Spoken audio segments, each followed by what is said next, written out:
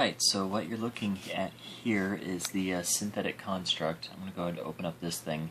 Because basically, yeah, the way this thing works is that I press a combination of, or I latch in a combination of any of these 40 buttons, and each of these represents a memory. Now the way this works is that we open this up, and this first thing you see all around here is all of the that's basically the first thing that the software sees when I hit a button. The signal goes here and it's reflected in here. That's one row of 8, that's another, that's another, that's another, that's another. So each of these get basically added up into a digital number like 1, 2, 4, 8, 16, 32, 64, 128, so on and so forth. All these basically get added up to a number here in this module.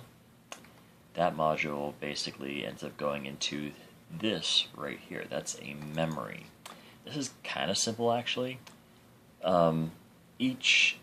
Basically to get all 40, basically all 5 bytes of this, or all 40 bits, we use a single memory cell, or we use 2 memory cells.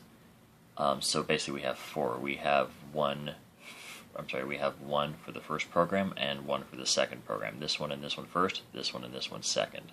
And then some things to switch around between them. And then we have the display driver, this guy down here at the end. Then basically every number from the memory module comes into here and is displayed. That's actually the breakdown of the 2 things. This is just for diagnostic purposes. I may just get rid of this later. But yeah, basically each of these little circle LED things represents one of these buttons over here. So we'll close that out. Strangely enough, this system doesn't work unless I have either this window or this window open. If I have both, it doesn't work. If I have neither, it doesn't work. So I always have to make sure to close this before I operate it.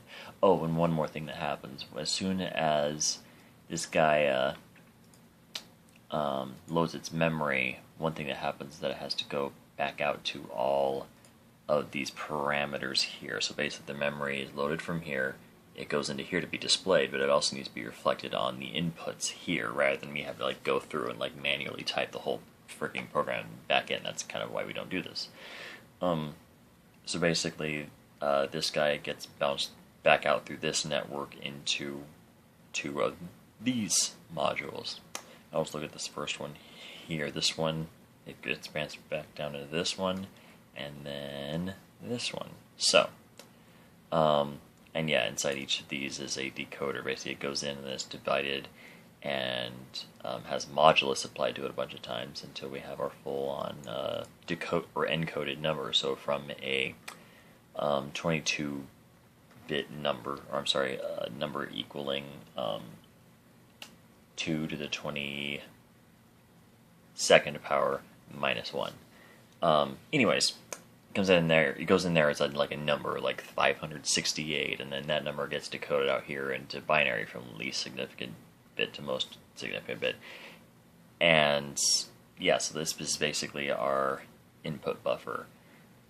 Anyways, so it goes out through there, so it's interpreted on here, stored to and recalled from memory on here, and then displayed on here. So let's go ahead and see this whole sucker in operation. Now I have a replica of the actual switches from the MIDI device here on the screen, but we're not actually going to watch that. Then each of these basically means that it's writing memory.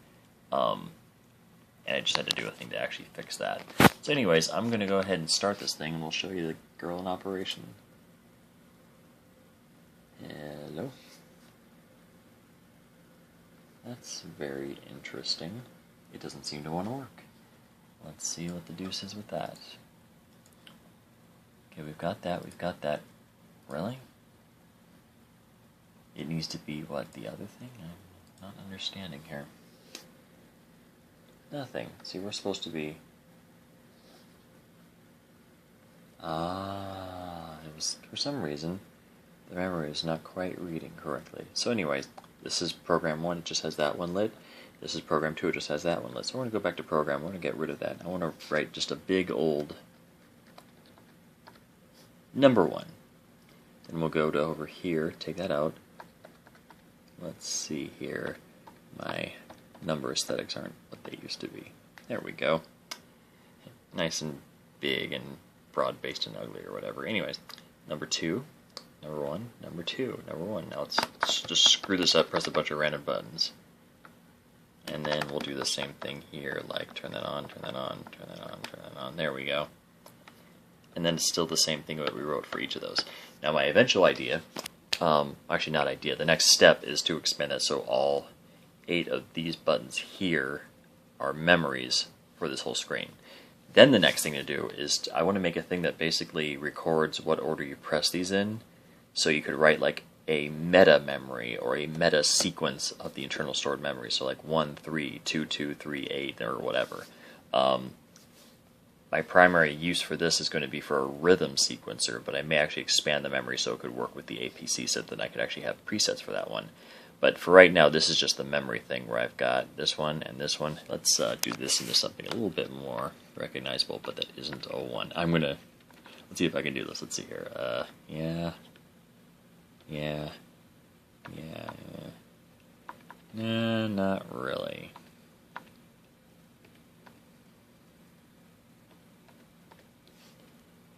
Like it's kind of supposed to be like a Starfleet thing, but it barely even works. No, that's way too. What if we? That's kind of closer. There we go. So that's like my attempt at a Starfleet thing on this thing, and then the other one's just the 2. That's also like warping back in. So yeah, Starfleet warping, Starfleet warping. I'm pretty impressed. In fact, I'm very impressed. I've never made something that actually did this before, so I am super happy. And the system is actually easy to adapt and to replicate because instead of having to make 40 different little connections, I can make 2. That's the power here. Anyways, ta!